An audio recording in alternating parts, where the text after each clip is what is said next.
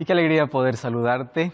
Bienvenido a un nuevo programa de Biblia Fácil. Nos alegra tanto saber de que estás al otro lado de esta pantalla, juntos para disfrutar de este nuevo episodio, un nuevo programa, un nuevo capítulo donde vamos a estudiar la palabra de Dios. El tema de hoy es tan importante. Ya en el capítulo anterior hablamos sobre uno de los textos mal entendidos en el Nuevo Testamento, descritos por el apóstol o escrito por el apóstol Pablo. Malditos aquellos que permanecen en la ley para poder obtener la salvación. Ya vimos qué significa ese texto. Aquel que quiere ser justificado por guardar la ley, pues va a encontrar solo condenación y no salvación, porque la justificación solamente se encuentra en Cristo. Recordando que por gracia somos salvos, pero el hecho de ser salvos por gracia también me lleva para que yo pueda cumplir o tener buenas obras. La causa de la salvación es la gracia, pero la evidencia de la salvación es la lealtad, es la obediencia, es caminar en armonía con la voluntad de Dios y con su ley. Teniendo claro ese asunto, surge otra pregunta. ¿Acaso la ley de Dios no solamente está escrita en el Antiguo Testamento? Pues hoy veremos que la ley de Dios, escrita por el dedo de Dios, que tenemos que hacer una diferencia entre las leyes que existían en el Antiguo Testamento y la ley de Dios, está exactamente igual en el Nuevo Testamento. Eso significa que esta ley continúa vigente para el cristiano, para el creyente y para aquel que tiene su fe en Jesús. Así que prepárate, toma tu Biblia y no es algo que yo tenga que decirte, sino algo que la palabra de Dios tiene hoy para ti. Así que disposición y vamos juntos a sumergirnos en este tema. Dios te bendiga siempre y qué bueno que puedas separar este tiempo para el estudio de la Biblia. Una vez más, mi abrazo y mi cariño para ti, donde tú estés. Bienvenidos amigos a este nuevo capítulo, entonces vamos a nuestro estudio de hoy. Antes de poder ingresar a nuestro estudio, queremos ofrecer para nuestros amigos el curso bíblico En Busca de la Verdad. 15 capítulos extraordinarios que hablan sobre cómo encontrar respuestas a las principales inquietudes que tenemos a la luz de la Biblia. Puedes solicitar este material a nuestro WhatsApp más 5512-9810-1460 o también puedes ingresar a nuestro sitio web estudielabiblia.com. Este material es totalmente gratis, solicítalo ahora mismo y vas a enriquecer en gran manera tu fe y tu relación con Dios. Vamos al estudio de hoy y antes de abrir la Biblia vamos a hacer la oración. Oramos. Querido Dios, estamos felices de poder separar este tiempo en nuestro día para poder estudiar tu palabra. Y tu palabra siempre se estudia bajo tu dirección. Por eso pedimos que tu Santo Espíritu pueda guiarnos a que en este estudio podamos comprender cuál es la verdad acerca de tu ley y por qué es importante para la vida del cristiano. Gracias porque es por tu gracia que encontramos la salvación. Mas tu gracia que salva es tu gracia que transforma y nos coloca en armonía con tu voluntad. Y tu voluntad es que seamos obedientes, que seamos fieles, que podamos ser leales, que podamos ser diferentes, que podamos ser transformados y preparados por una eternidad contigo. Y ayúdanos a comprender eso de manera clara en este estudio. En el nombre de Jesús. Amén. Una de las cosas importantes que tenemos que analizar es que la ley es el reflejo del carácter de Dios. ¿Cuál es el carácter de Dios? 1 Juan capítulo 4, versículo 8 dice así: el que no ama no conoce a Dios, porque Dios es amor. Dios no tiene amor, Él es. La esencia de Dios es amor. Entonces, Él es amor. Por eso es que todo lo que Él hace a favor de la humanidad tiene que tener como base su carácter. La ley es el reflejo del carácter de Dios. Hoy vamos a encontrar algunos atributos de la ley. Por ejemplo, dice, Dios es justo. Pero Romanos 7 dice que la ley también es justa. Dios es bueno. Romanos 7 dice que la ley es buena. Dios es santo. La ley dice que es santa. La ley es buena, justa y santa. O sea, es un reflejo del carácter de Dios. Dios es amor. Por eso es que la ley tiene su base ¿en qué? En el amor. Amor a Dios y amor al prójimo. Esa es la base. 4 primeros mandamientos demuestran mi amor a Dios. 6 últimos mandamientos demuestran mi amor al prójimo. Y si se trata del amor, es imposible que en la cruz haya sido eliminado, porque la cruz es la demostración de amor. Y como ya mencionamos en el capítulo anterior, que la cruz, en lugar de anular la ley, confirmó la ley, porque Jesús estaba pagando la condenación de la ley. Para Dios hubiese sido fácil anular la ley, no hay transgresión, no hay muerte, no hay nada. Pero Dios dijo, no, la ley es inalterable, es inquebrantable. Así que en lugar de que el hombre pague la condena, yo pagaré, pero la ley no se cambia. Entonces, vamos al estudio de hoy porque obviamente que hay muchos que en contra de la ley buscan algunos textos descontextualizados para decir que no sirve más para el creyente de hoy. Ya en el programa anterior hablamos algunos aspectos sobre la ley. Hoy queremos abordar específicamente el tema de la ley de Dios. ¿Está en el Nuevo Testamento? Yo siempre vi la ley en el Antiguo y en el Nuevo Testamento, pero no la tenía sustentada. Porque muchas veces obviamente las personas ven a la ley de Dios como no solo el tiempo de Moisés, solo para el judío, ¿no? La ley era para el judío, punto final. Y el ser humano se cierra allí y no entiende o no investiga o no averigua o no lee. El problema de nuestra generación es que está tan entretenida que no tiene tiempo para la Biblia, ¿no? Apenas escucha retazos, apenas un culto una vez por semana y eso es todo su alimento espiritual. Por eso la importancia de poder profundizar, leer, estudiar, averiguar, investigar. ¿Por qué salvación? Si nosotros dedicamos tanto tiempo para poder tener una carrera profesional, estudiamos, nos trasnochamos, investigamos, algo que en la vida nos va a servir, ¿cuánto más para la salvación? Necesitamos ese tiempo también para poder investigar, sentarnos y pedir que Dios nos ilumine. Ahora, muchos piensan así, entonces la ley solamente estuvo en el Antiguo Testamento. En el Nuevo Testamento ya no existe más. Error. ¿Por qué? Vamos a ver que la ley de Dios está en el Nuevo Testamento. Existe un libro llamado Religiones, Sectas y Herejías de Cabral. Y ahí en ese libro resalta dos puntos importantes del libro, ¿no? El libro dice así: Jesús fue el último hombre que debía guardar la ley. Entonces, como Jesús guardó la ley, todos los que creen en Él ya no necesitan guardar la ley porque Él la guardó por todos. Interesante la lógica, ¿no?, que Él emplea. Claro, no hay un sustento y un respaldo bíblico, pero suena bonito y atrayente. Él ya guardó, yo ya no necesito hacer nada. Número 2, en su muerte en la cruz, Jesús abolió la ley, o sea, anuló la ley. La ley llegó hasta la cruz. Después de la cruz, ya no existe más ley. Más o menos, tengo la idea así, que en el cielo se van a encontrar dos grupos de redimidos, ¿no? Un grupo que dice, yo estoy aquí salvo antes de la cruz. Y el otro que dice, yo estoy aquí salvo después de la cruz. Incoherente, ¿no? Unos se salvaron por la ley, otros por la gracia. ¿Ustedes creen que hay dos medios de salvación o dos tipos de salvación? No existe. Gracia existió desde el Edén. Cuando Dios llama a Adán y Eva, ellos merecían morir. Y un cordero muere en su lugar y ese cordero representaba el sacrificio de Cristo. ¿Qué cosa estaba mostrando Dios? Gracia. Y ellos a través de ese sacrificio tenían que mirar al Salvador. ¿Qué cosa es eso? Fe. Por eso es que el sistema de sacrificios del Antiguo Testamento demostraba la fe y la gracia. Y la ley estaba también, o sea, la ley no anula la fe y la gracia no anula la ley. Porque siempre estuvieron juntas. No existieron medios diferentes de salvación. No existieron, nunca existió. Porque la salvación siempre fue por fe y gracia. Nadie va a llegar al cielo y decir, yo estoy aquí por la ley. Otro decir, no, qué triste, tu vida estás por la ley, yo estoy por la gracia. No, todos llegamos por la gracia de Dios, todos. Nadie llega por otro camino.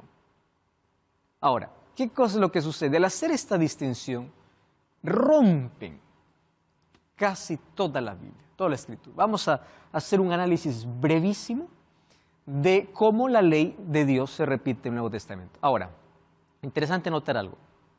En el Nuevo Testamento, obviamente, ya no hay tablas escritas. En el Nuevo Testamento ya no hay una vez más que se menciona en el orden, ¿no? Primero, segundo, tercero, cuarto, quinto, sexto, no hay. En el Nuevo Testamento se menciona la ley de Dios, exactamente como está en el Antiguo Testamento, en diferentes textos. Pero al mencionarlo en diferentes textos significa que la ley sigue vigente, porque se menciona la misma que está en el Antiguo Testamento. Vamos entonces al texto. Antiguo Testamento, primer mandamiento, Éxodo capítulo 20, versículo 3. No tendrás dioses ajenos delante de mí. Primer mandamiento. ¿Qué tipo de idolatría está hablando aquí? Esta es la idolatría mental, ¿no? Dioses ajenos no es solamente adorar una escultura, de eso va a hablar el segundo mandamiento. Miren, la idolatría es el pecado más condenado en la Biblia y más acariciado por el hombre. Más condenado y más acariciado. Resulta que incluso en la ley de Dios, la idolatría tiene dos dimensiones diferentes. Primero, la idolatría mental y luego la idolatría escultural. Entonces, el primer mandamiento dice, no pongas a nadie por encima de mí. ¿Y eso qué cosa significa? No solamente adorar otros dioses, porque no existe otro Dios encima del Dios Todopoderoso. Pero en la vida del ser humano, sí puede hacer el ser humano de su Dios, el dinero, el trabajo, el vicio, cualquier cosa, por encima de Dios. En su vida lo puede colocar. En su vida. Porque no existe fuera un Dios Todopoderoso. Pero en la vida, Dios no puede ser prioridad, entonces se coloca a otro por encima de Dios. Por eso, Mateo 6:33, ¿qué cosa dice? Busca primero el reino de Dios y su justicia. Ese primero, no hay condiciones. No hay, si es que te acostaste tarde, no puedes. Si es que estás mal, no puedes. No, busca primero y punto. Ahora, buscar primero es colocar a Dios por encima de todo, no tener otros dioses. Pero si quieren encontrar exactamente el primer mandamiento del Nuevo Testamento, busquemos en Mateo 4:10. Porque Mateo 6:33 ya me está diciendo que Dios tiene que estar por encima de todo. Es una alusión al primer mandamiento. Pero Mateo 4:10, en la tentación, Jesús, cuando se enfrentó a Satanás, le dijo así: al Señor tu Dios adorarás y a Él solo servirás. En otras, ¿qué cosa está traduciendo el primer mandamiento?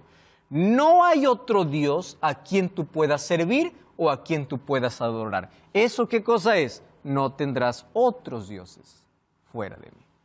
¿Correcto? Primer mandamiento. Segundo mandamiento. Segundo mandamiento tiene que ver con la idolatría escultural. Y la idolatría escultural era muy común, porque el ser humano siempre hizo esculturas para adorar. Siempre.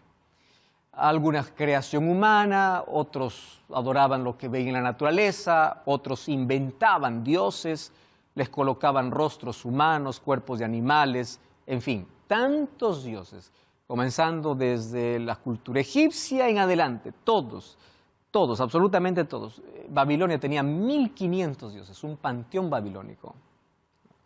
Los griegos tenían millones de dioses, miles de dioses. Entonces, dioses esculturales siempre existió. Y la tendencia del pueblo de Israel siempre era hacer una escultura. ¿Recuerdan cuando Moisés se demoró ahí en el monte Sinaí? ¿Qué cosa es lo que hizo el pueblo? Un becerro de oro. Adorar un becerro. ¿De dónde lo aprendieron eso? De Egipto. Porque en Egipto los becerros, las vacas son sagradas. Los bueyes son sagrados. En los próximos capítulos, cuando veamos sobre las plagas, vamos a descubrir que Dios destruye todos los ídolos de Egipto, porque el Nilo era Dios. Los bueyes eran Dios. O sea, destruye todos sus dioses para decirle, yo soy Dios Todopoderoso. Pero aún así Faraón no entendió. Ahora, la imagen escultural es tan peligrosa, tanto así que el segundo mandamiento dice, no te harás imagen ni ninguna semejanza de lo que esté arriba en el cielo, ni abajo en la tierra, ni debajo de las aguas. O sea, no te harás imágenes. Ese es el mandamiento. En el Nuevo Testamento, el apóstol Pablo va a decir lo siguiente en Hechos capítulo 17, versículo 29. Dice así, siendo pues linaje de Dios, no debemos pensar que la divinidad sea semejante a oro, plata o piedra. Escultura de arte, ¿y de qué más dice? De imaginación de hombres. No permitan ustedes, dice el apóstol Pablo, que su imaginación pueda llevarles a levantar alguna escultura de arte. Porque no te harás más esculturas. No te harás esculturas. Muy bien. Ahora, ¿qué cosa es lo que está diciendo aquí el texto? Hay muchos que dicen así. En el Antiguo Testamento vemos que Dios mandó en el santuario hacer imágenes, ¿verdad? Por ejemplo, ¿qué imágenes encontramos en el Antiguo Testamento? Afuera tenemos un altar de sacrificio, un lavatorio.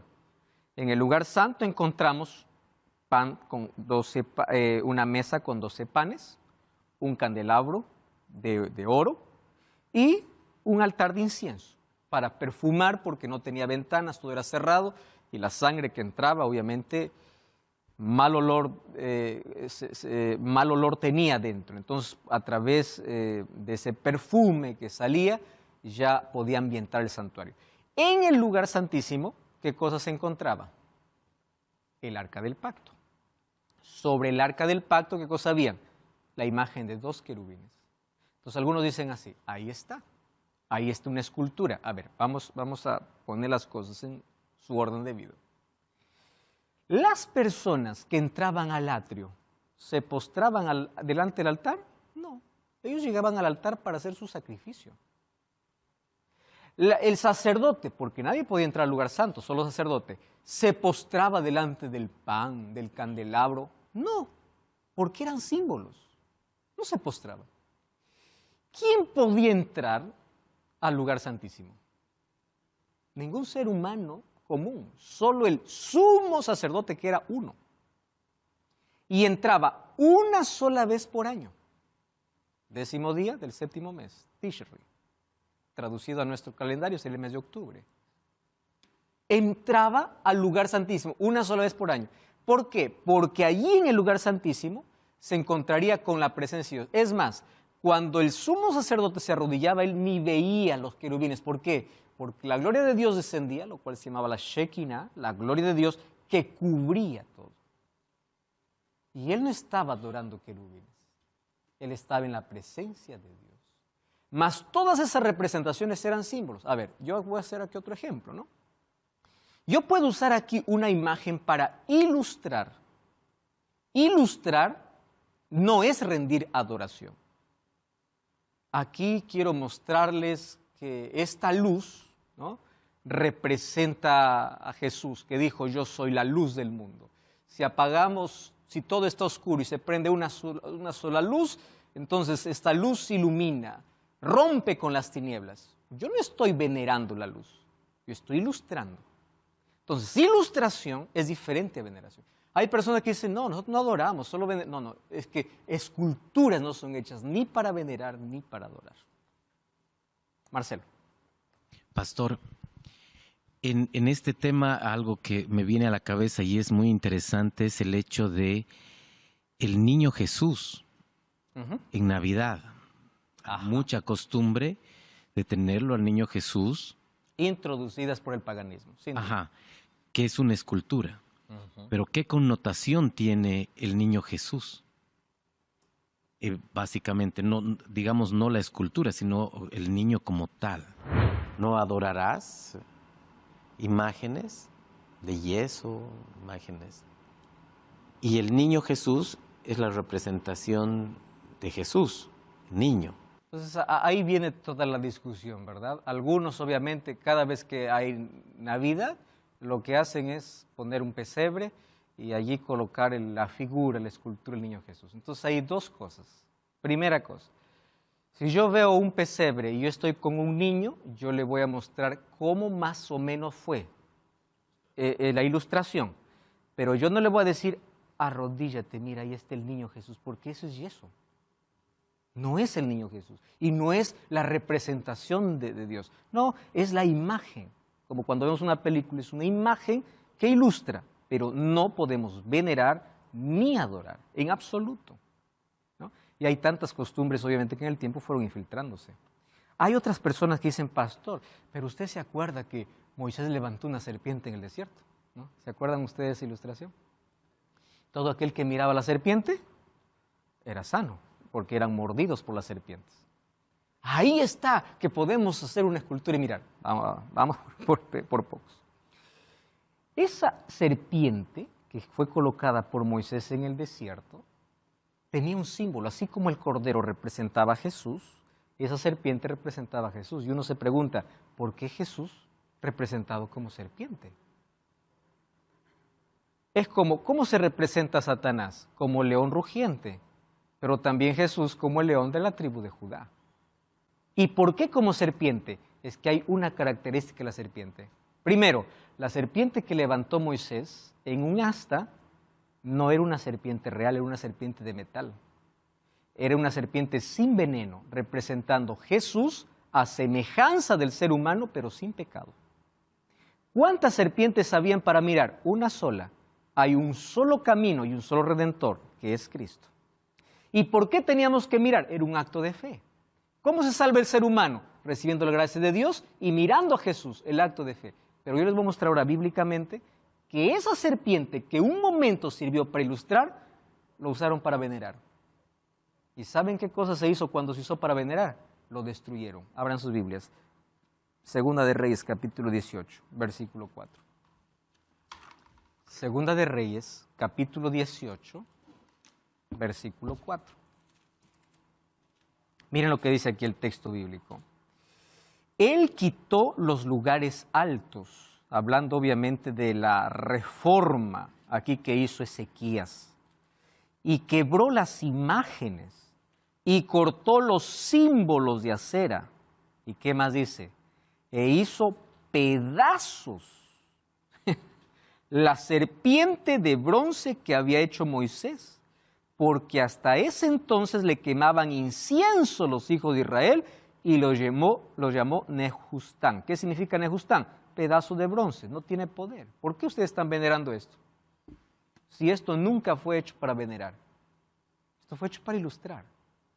Cuando la escultura dejó de ser ilustración para ser adorado o venerado, en la reforma que hizo Ezequías, ¿qué cosa tuvo que hacer?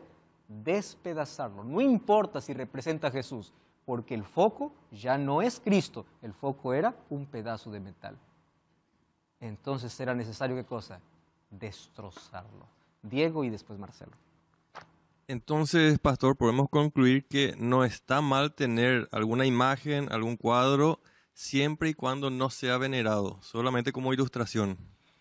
En los cultos para niños se usan mucho las imágenes ilustrativas, ¿no? Jesús abrazando a los niños, Jesús sanando, Jesús. Es una imagen ilustrativa. Una imagen ilustrativa no tiene ningún poder sobre mí. Es didáctica, es la manera como enseño a los niños, la manera como podemos imaginar, entender, pero nunca con finalidad de rendir veneración o adoración. Por eso que esculturas no son necesarias, porque la escultura ya tiene otro propósito, ya no solo es ilustrar. Una imagen hecha en papel, en cartulina, en 3D, en alguna cosa, puede ilustrar, pero una escultura ya tiene otra connotación que va a llevar justamente a la veneración. Marcelo y después Fernando. Entonces, la cruz tiene la misma connotación. Igual. Exactamente igual. Exactamente. Aun cuando la cruz, siendo el símbolo de maldición, Cristo lo transformó en bendición, no es la cruz que tiene poder. Fue Cristo quien convirtió en símbolo, pero yo no adoro el símbolo, yo adoro a Jesús. ¿Correcto? Entonces, no es llevar un crucifijo en el pecho, no es adorar una cruz, es llevar a Cristo en el corazón. Ese es el símbolo de victoria, es Cristo que da la victoria. Un tema bastante dinámico y bastante polémico, ¿no? A nivel general, o sea... Mi pregunta era relacionada a lo mismo. Si la cruz, como en el mundo evangélico, la usan sola y en el mundo católico con Cristo en la cruz, si alguna de esas dos formas era idolatría o estaba bien como representación. Es totalmente innecesaria, porque una cruz no necesita siquiera ni ilustrar. Dentro mío decía, no está mal llevar una cruz, como decir, esto es importante para mí. Pero él dio en la tecla diciendo de que muchos lo usan como amuleto, lo cual es verdad. uno se aferra a la cruz y ya está dándole un valor que no debería, y me aclaró el panorama. Entonces cargarla, portarla, llevarla, ya me lleva a una fe supersticiosa, porque muchos lo cargan como amuleto, muchos quieren mostrar de que la manera que tiene a Cristo, cuando a Cristo no se muestra por un crucifijo, a Cristo se muestra con la vida. Es la vida que muestra que Jesús está allí. Actualmente no tengo, pero sí tuve una época que llevaba una cruz de madera, que para mí era un símbolo de representarlo, pero como él también dijo, uno lo representa mejor con su actitud, no con objetos. ¿Correcto? Entonces, esculturas condenadas totalmente en la Biblia, ¿no? Vamos al tercer mandamiento, Antiguo Testamento. No tomarás el nombre de Jehová tu Dios en vano, porque no dará por inocente Jehová al que tomare su nombre en vano. Éxodo 27, dice el tercer mandamiento. ¿Qué dice en el Nuevo Testamento? 1 Timoteo 6:1. El apóstol Pablo escribe a Timoteo y dice así: todos los que están bajo el yugo de esclavitud tengan a sus amos por dignos de todo honor. Y miren cómo se repite el mandamiento, el tercer mandamiento: para que no sea blasfemado el nombre de Dios y la doctrina. O sea, no sea que por culpa del creyente el nombre de Dios sea tomado en vano o sea blasfemado. ¿Ustedes recuerdan de la manera como Jesús enseñó a sus discípulos a orar? Mateo capítulo 6. ¿Cuál es el primer pedido que Jesús nos enseñó a hacer? El primer pedido que Jesús nos enseñó no es danos el pan. El primer pedido es: santificado sea tu nombre. ¿Cómo se santifica el nombre de Dios? Su nombre es santo. No tome su nombre en vano y no lleve su nombre en vano. Porque a través de mi vida, desde el momento que soy cristiano, estoy representando ¿a quién? A Dios. Y así como no debo tomar el nombre de Dios en vano, tampoco debo llevar el nombre de Dios en vano. Responsabilidad. Entonces, la gracia de Dios, la cruz, no anula la ley de Dios. Te da una responsabilidad mayor de poder honrar a Dios. Por eso es que la base de la ley es el amor. Y si amas a Dios, lo vas a honrar con tus palabras, con tus actos, venerando solamente a Él, no venerando imágenes, no poniendo otro Dios en tu vida por encima de Dios. Hasta aquí hemos visto apenas parte de la primera tabla. Vamos a una brevísima pausa, no cambies el canal y ya regresamos aquí en Biblia Fácil. Hay un reposo para el pueblo de Dios, y aquel que entre en ese reposo ha reposado como Dios reposó en las suyas. ¿Qué día Dios reposó? Séptimo día. Y si quiero llegar al séptimo día, veamos cuál es el primer día. Y ahí los evangelios van a decir que el primer día es el domingo, día de resurrección. Ah, pastor, no, es que ahora bonito se escucha. Estoy hablando sobre la ley de Dios en el Nuevo Testamento. Hasta aquí ya vimos los 3 primeros mandamientos en el Nuevo Testamento intactos. Quiere decir que la ley continúa, está vigente. Voy a dejar el 4º mandamiento para el final, porque el problema de la ley justamente es el 4º mandamiento. No el problema que la ley presente, el problema que el ser humano hace que la ley, en su intento de que la ley sea abolida, quiere abolirlo justamente porque no quiere observar el 4º mandamiento. Vamos al 5º mandamiento, vamos a la segunda tabla, que es amor al prójimo. En el Antiguo Testamento, Éxodo 20:12, honra a tu padre y a tu madre, para que tus días se alarguen en la tierra que Jehová tu Dios te da. Eso dice el mandamiento, 5º mandamiento. Cuando alguien me dice, la ley de Dios ya se clavó, ya se anuló, no hay ley, le digo entonces, pues, ¿de qué estamos hablando? No vamos a honrar más a los padres, porque si fue clavada, ¿para qué sirve? ¿Para qué honra? Es ilógico. Ahora, en el Nuevo Testamento, Pablo va a repetir en su carta a la iglesia de Éfeso, capítulo 6, versículos 2 y 3, Efesios 6, 2 y 3, dice así: honra a tu padre y a tu madre, que es el primer mandamiento con promesa. Claro, ¿cuál es la promesa? Para que tus días se alarguen en la tierra que Jehová tu Dios. Y aquí lo repite, para que te vaya bien y seas de larga vida sobre la tierra.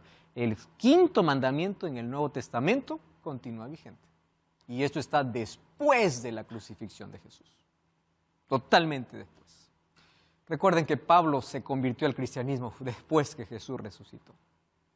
6º mandamiento: no matarás. Y a partir de aquí hay varios textos que van a repetir esta parte de la ley. Voy apenas mencionarlo. Romanos 13:9. ¿Por qué? Aquí ya se repiten, mire, casi todo lo que falta. No adulterarás, no matarás, no hurtarás, no dirás falso testimonio, no codiciarás. O sea, está todo lo que faltaba está ya aquí, en este texto. Y cualquier otro mandamiento en esa sentencia resume: amarás a tu prójimo como a ti mismo. ¿Recuerdan cómo Jesús lo resumió en Mateo capítulo 22, versículo 36 al 40? ¿Cuál es el más grande mandamiento? Amarás a Dios y amarás al prójimo. De esto depende toda la ley. O sea, el resumen está aquí. ¿Y cómo se resume?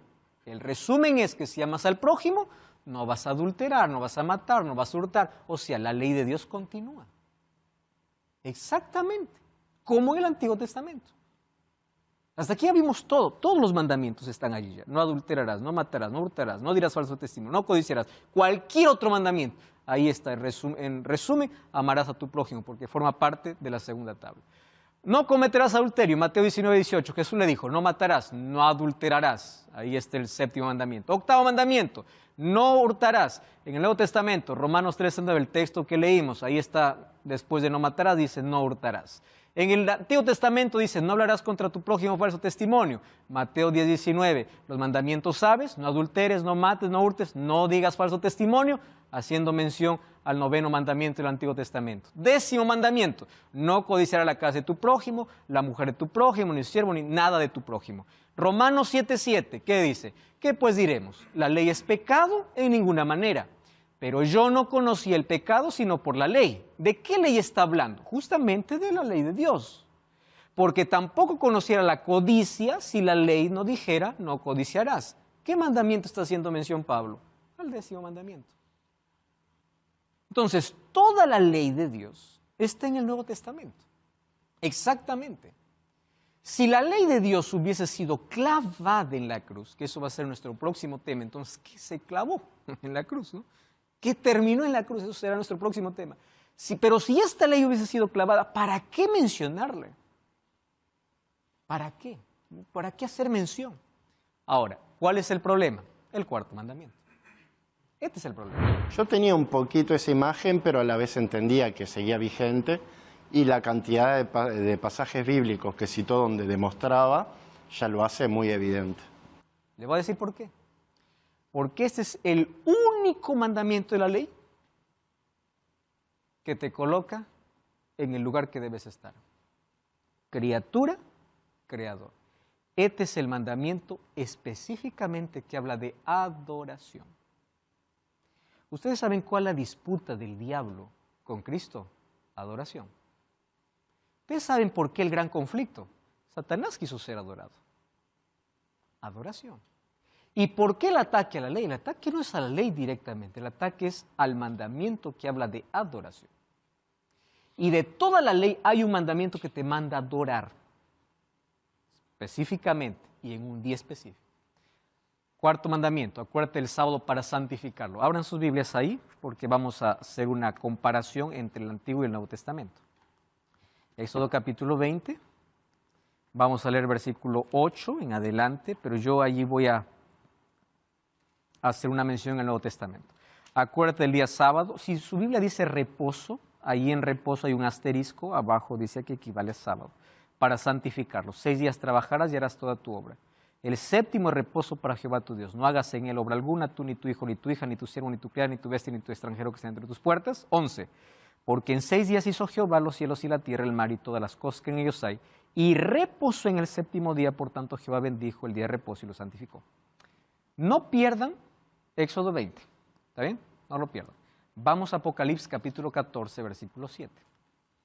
Apocalipsis, capítulo 14, último libro de la Biblia. Estoy ahora yendo al Nuevo Testamento. Apocalipsis, capítulo 14, versículo 7. ¿Qué cosa dice ahí? Diciendo a gran voz, temed a Dios y dadle gloria. Ustedes saben que este es el mensaje que tiene que ser proclamado antes de la venida de Jesús. Apocalipsis está escribiendo para el tiempo del fin. Y este ángel es el pueblo de Dios que tiene que proclamar este mensaje. Temed a Dios y dadle gloria, porque la hora de su juicio ha llegado. De esto ya hablamos en un programa anterior. ¿Y qué cosa dice?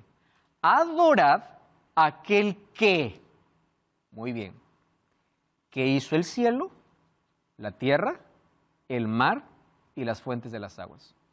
Ustedes se acuerdan en el primer capítulo que yo les dije que Apocalipsis, de los 404 versículos, más de 200 versículos son tomados del Antiguo Testamento. Ahora, ¿dónde está adorado aquel que hizo el cielo, la tierra, el mar y las fuentes de las aguas? Volvamos a Éxodo 20. Versículo 11. Porque en 6 días hizo Jehová los cielos, la tierra, el mar y todas las cosas que en ellos hay. ¿Dónde está ese texto de Apocalipsis 14:7? En Éxodo 20:11. Hablando para qué? Para el tiempo del fin. Llamando a la adoración. ¿Por qué? Porque este es el mandamiento olvidado. Dios dice, acuérdate. Satanás siempre está en contra y dice, olvídate. Y en las próximas lecciones vamos a descubrir que Él va a colocar un sistema de adoración paralelo. Porque Él no quiere que el ser humano reconozca a Dios como su creador. Vamos a Génesis capítulo 2. No habían judíos en Génesis. Génesis había Adán, que representa la humanidad. Génesis 2, 1 al 3. Dice así. Fueron pues acabados los cielos y la tierra, y todo el ejército de ellos. Acabó en el 7º día la obra que hizo, y presten atención a las características.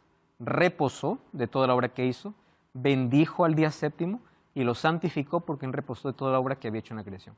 Primera pregunta. ¿Dios estaba cansado? ¿Qué piensan ustedes? ¿Estaba cansado de tanto crear? Isaías, ¿qué cosa dice? Dios nunca se cansa, Dios no se fatiga. ¿Por qué descansa? Porque Él va a dar un ejemplo para que el hombre que acaba de ser creado pueda hacer lo que Él hizo. Ustedes saben que esto incluso hoy, los psicólogos mencionan que existe un tipo de aprendizaje por imitación de los niños. Los bebés cuando van creciendo, van tornando niños, imitan todo lo que el padre ve. Adán era un bebé porque era recién creado. Él tenía que imitar las acciones ¿de quién? Del padre.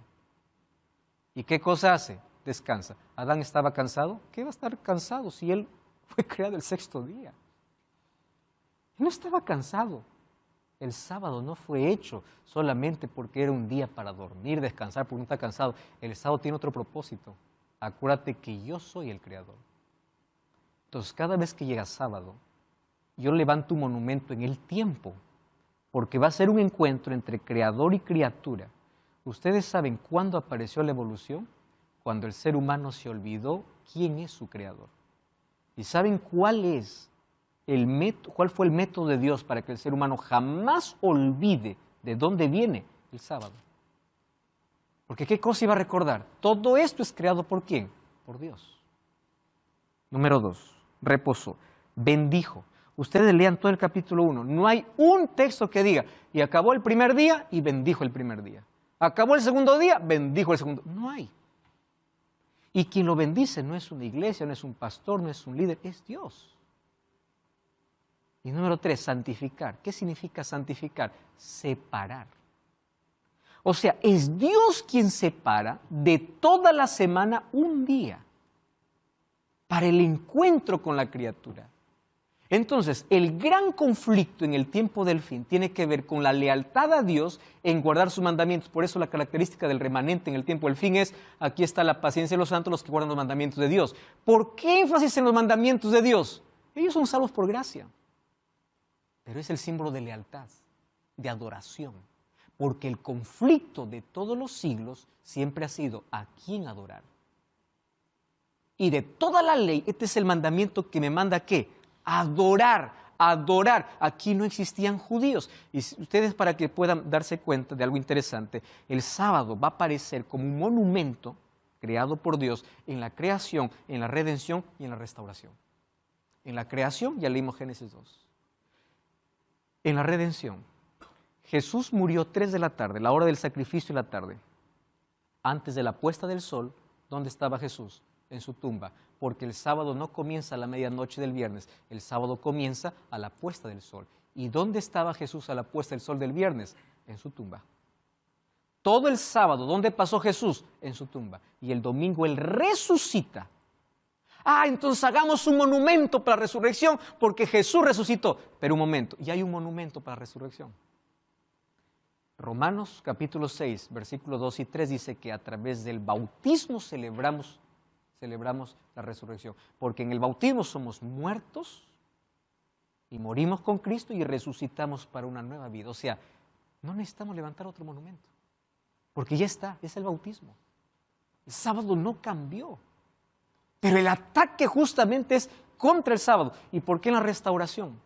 Cuando vamos a Isaías 66, 22 y 23 dice, porque de mes en mes y de sábado en sábado vendrán todos a adorar delante de mí, dice Jehová. Porque claro, el pueblo de Dios estará en el cielo solo 1000 años. De ahí vendrá la tierra será purificada, será restaurada y este será el eterno hogar, pero ya restaurado y sin pecado. Y de mes en mes. ¿Y por qué de mes en mes? Recuerden que el árbol de vida produce un fruto por mes. Y los hijos de Dios tendrán acceso al árbol de la vida. Y de mes en mes. Y de sábado en sábado vendrán todos. ¿Por qué? De mes en mes para participar del fruto del árbol de la vida y de sábado en sábado porque es el día de adoración, desde la creación hasta la eternidad. Y ahí está el punto de donde hay debate y debate y debate, porque justamente se trata del único mandamiento que vamos a ver en el próximo capítulo, que es señal, que está en oposición a la marca de la bestia. Ya veremos eso cuando lleguemos en su momento a ese capítulo. Hebreos 4, 9 y 10 dice, por tanto queda un reposo para el pueblo de Dios, porque el que entrado en su reposo ha reposado de sus obras como Dios de las suyas. Está clarísimo el texto. Hay un reposo para el pueblo de Dios, y aquel que entre en ese reposo ha reposado como Dios reposó de las suyas. ¿Qué día Dios reposó? Séptimo día. Y si quiero llegar al séptimo día, veamos cuál es el primer día. Y ahí los evangelios van a decir que el primer día es el domingo, día de resurrección. Ah, pastor, no, es que ahora bonito se escucha, Jesús es mi descanso. ¿No? ¿Escucharon ustedes ese argumento? Solo que hay un problema. Cuando el sábado fue levantado, no había necesidad de redención porque no había pecado. Entonces el sábado no cumple el propósito de apuntar a Cristo. ¿Por qué? Porque no había necesidad de Salvador, porque no había entrado el pecado. El sábado es creado antes de la entrada del pecado. Entonces no apunta a Cristo. Número uno, porque no es ceremonial. Las ceremonias apuntaban a Cristo, el sábado no es ceremonial. Número dos, cuando fue creado el sábado no había necesidad de Salvador porque no había entrado el pecado. Cuando alguien dice así, yo defiendo la familia, el diseño original de Dios es hombre, mujer, es la familia, yo digo, gloria a Dios. ¿Y dónde sustentas? En Génesis 2. Porque ahí está, ¿qué cosa? El diseño de Dios para la familia. Pero en el mismo capítulo donde defienden la familia, muchos atacan el sábado. El mismo capítulo donde Dios levantó el sábado. Incoherente, ¿no les parece? Todos con el domingo, pocos contra el sábado, ¿no? O sea, o al revés. Agarran un texto, el mismo texto para defender una cosa y el mismo texto para atacar otra. Satanás es tan astuto, ha intentado siempre abolir esto a través de todo el tiempo. El sábado en el Nuevo Testamento, la costumbre de Jesús era ir el sábado. Lucas 4:16 dice que Jesús iba a la sinagoga como era su costumbre, no era ocasional. Lucas 23:51 dice que los discípulos y las mujeres que fueron allí a ver la crucifixión descansaron el sábado. Lucas 23:51-53. Marcos 15:42 dice que el viernes es un día de preparación para el sábado. Marcos 16:1 y 2 dice que esperaron para pasar el sábado para hacer compras, para ir a ungir el cuerpo de Jesús. Hechos 17:2, Pablo tenía la costumbre de guardar el sábado. O sea, la iglesia apostólica, después de la resurrección de Jesús, continuó guardando el sábado. ¿Ustedes saben cuándo aparece el domingo como día de oración? Siglo II. Después que pasaron 100 años, Jesús murió en el año 31. 70 años pasaron más. Y allí comienzan a celebrar otro día paralelo que la Biblia nunca respalda, porque la Biblia el día de domingo lo llama simplemente primer día de la semana, en todos los evangelios. Y recordemos que los evangelios fueron escritos después de la resurrección de Jesús. Si las cosas hubieran cambiado, los evangelios hubieran dicho diferente. Mateo, Marcos, Lucas y Juan hubiesen escrito totalmente diferente, ya no mencionado el primer día de la semana. Miren, esta explicación a mí me encanta. Ustedes saben que el tiempo tiene una explicación astronómica. Todo. Por ejemplo, un día, ¿qué cosa representa? Una vuelta de la Tierra sobre su propio eje. Un mes es el espacio de una luna nueva a otra luna nueva. Un año es el tiempo de la Tierra alrededor del Sol. Pero una semana no hay manera de explicar por qué son 7 días. Pudo haber sido 4, 5, pudo haber sido 6. ¿Por qué 7? Solo la Biblia tiene explicación. Dios hizo la semana de 7 días porque el séptimo día lo separó. No hay una explicación astronómica para eso. Han podido descubrir la explicación para un día, para un mes, para un año, pero no para una semana. La cronobiología estudia los ritmos biológicos. Ustedes saben que nosotros funcionamos por ritmo, tenemos un ritmo biológico. Cada día, cada 24 horas hay un ritmo que se llama el ritmo circadiano. Pero ustedes sabían que hay otro ritmo llamado el ritmo circaseptano, donde cada 7 días, un ciclo de 7 días, se encuentran las fluctuaciones de la presión arterial, contenido de ácido en la sangre, células rojas en la sangre, ritmo cardíaco, temperatura oral, temperatura de la mama femenina, química, el volumen de la orina. Todo eso a partir de 2 neurotransmisores importantes, noradrenalina y adrenalina, y del aumento y la disminución de diversos productos químicos del cuerpo, tales como la hormona, que pueden enfrentar el estrés, el cortisol. ¿Quién lo produce eso? El cuerpo. ¿Cada cuánto? Cada 7 días. O sea, por más que neguemos, incluso en nuestro cuerpo está escrito a través de un ritmo llamado circaseptano que Dios es el creador y que cada 7 días yo necesito descansar y un encuentro con Dios. Ustedes saben que Francia intentó hacer un calendario de 10 días y fracasó. Fracasó. Nadie puede alterar y la explicación está aquí. Incluso en nuestro cuerpo Dios colocó su huella para poder descansar. El descanso semanal está escrito como una necesidad biológica. ¿Qué significa el sábado? Lealtad, amor, obediencia. ¿Recuerdan ustedes allí? Adán y Eva, ¿qué cosa le dijo? De todo árbol podrás comer menos uno. Dios te dice, toda la semana puedes hacer tus actividades. Esto es mío. No toques, es mío. Es muestra de amor y obediencia.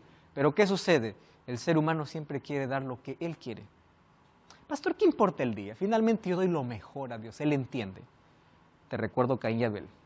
Dios quiso una ofrenda. Caín dio lo que él creía que era mejor. Abel dio lo que Dios pidió. ¿A quién Dios aceptó? No es que Dios hace discriminación, pero en cuestión de salvación es la obediencia. No es como yo quiero, no es lo que a mí me gusta, es lo que Dios pide. ¿Por qué Dios aceptó la ofrenda de Caín o de Abel? Porque no importa lo mejor que yo intente dar a Jesús, si es que Dios no me pidió, no es aceptado. Lealtad, obediencia. Y el mandamiento es el único que dice, acuérdate, el único. Pero hay una profecía en Daniel 7:25 que dice que habrá un poder que perseguirá a los santos y cambiará los tiempos y la ley. Daniel 7:25. Y ese poder actuó en la historia. Ustedes van a ver que hoy los mandamientos fueron alterados. El segundo mandamiento no existe más. Busquen el catecismo. No hay, no te harás imágenes. Fue eliminado. El cuarto mandamiento cambió. Ya no dice acuérdate del sábado, dice santificar las fiestas. Se colocó el tercero incluso. El 10º mandamiento se dividió en 2. ¿Por qué? Satanás siempre atacó la ley de Dios, porque la ley de Dios es el reflejo del carácter de Dios. Y ustedes saben que eso fue un proceso. Miren, Sócrates, Historia Eclesiástica, página 22, dice, los seguidores de Cristo continuaron observando el séptimo día durante varios siglos. Sin embargo, junto con el sábado, hubo una observancia gradual de lo que se conoció como la fiesta de la resurrección que celebraba el primer día. Esta celebración data a mediados del siglo II, o sea, la Biblia no respalda, Jesús no guardó ni los discípulos. La otra adoración aparece tiempo después, y después vamos a ver a Constantino el Grande dando el primer edicto para adorar en el día domingo como venerable día del sol, el 7 de marzo del año 321, porque era el día que los mitraístas adoraban, y recordemos que Constantino era mitraísta y él adoraba al sol. Sin embargo, en el siglo IV, en el concilio de la Odisea, se decretó la observancia del domingo como día santo, no porque la Biblia dice, sino por un decreto de un concilio. El catecismo pregunta así, esta edición, ¿cuál es el séptimo día? El sábado. ¿Por qué observamos el domingo en lugar del sábado? Porque la Iglesia Católica transfirió la solemnidad del sábado para el domingo. ¿Cuál es el problema? Carácter de Dios. Adoración. Y es interesante cuando con sinceridad y honestidad comienzan a decir las cosas. En los próximos programas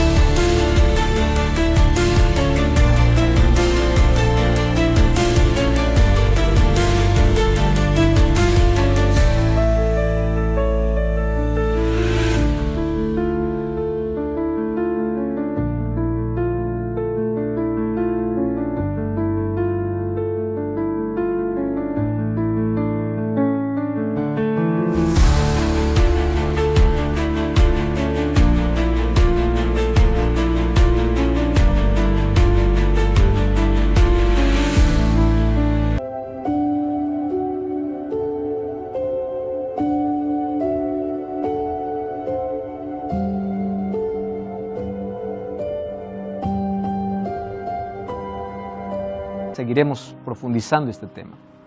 Mas yo quiero que entiendas algo. El enemigo de Dios siempre intentó desfigurar el carácter de Dios. Y la ley de Dios es el reflejo de su carácter.